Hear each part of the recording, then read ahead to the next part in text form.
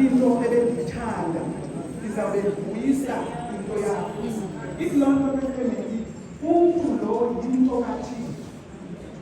Xa umntu umzekelo enento esentwini akanidi permission ukuthi makayifumane into yakhe. Velahamba ayothenga into yakhe.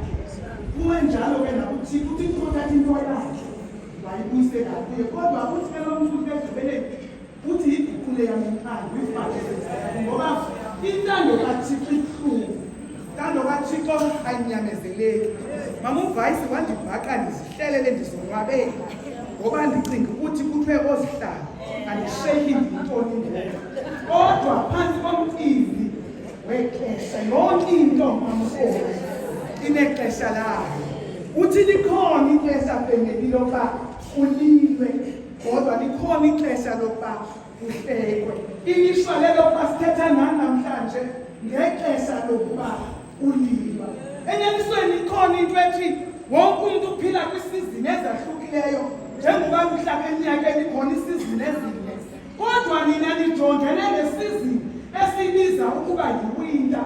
Whereby kungokhona imnandi kuni, kodwa ninqwenela ukuthi manifane nabantu abazibona bakwisama ngoba kwicala lingapha baphila kwisizini of summer, but kwicala lenu niphila kwisizini of winter. Ngifuna ukuthi kunike ngesini.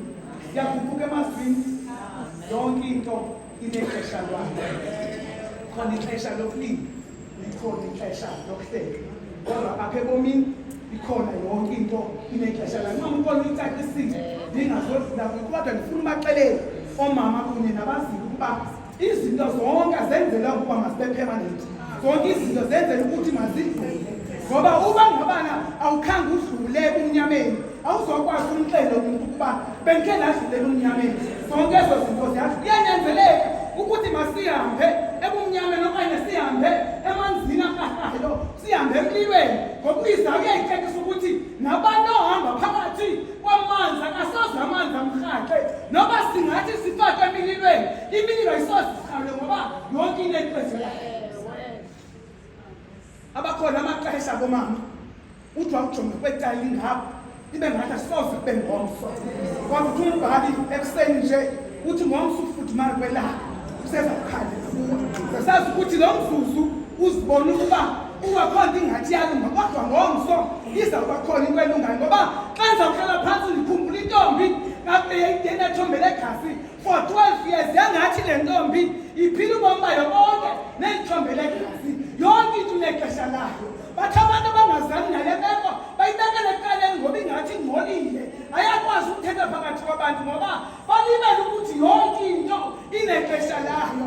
Kodwa le ntombazana yathemba uYesu yanalo ithemba lokuba zonke izinto bendlule kuzo kwanethombe legazi izawunqamka. Yonke into inexesha layo bomama. Uthi le ntombazana yachukumisa umphefumulo kaYesu. Wathi uYesu ngubani umphefumuliseyo? Bekufika ixesha loba mayihlangulwe. Uthi le ntombazana yazigubha phambi koYesu ngoba icinga phambi ukuthi naye izamdiscriminate njengoba isendiliwe. Wathi intombazana ngenxa yokholo lwakho usinsile. Uthi umbhali kwangoko ithombe legazi kwintombazana yanqamuka. So nakwenzeka ukuthi zikhona into esidlule kuzo, kodwa uYesu uthe ekuseni namhlanje ngenxa yokukholo lwakho ulubambile. Ndibona umculo esithi olobukholo ndawunyuka nalo noba indlela iyanyuka noba indlela iyehla ngoba yonke into inexesha layo. Bona phakathi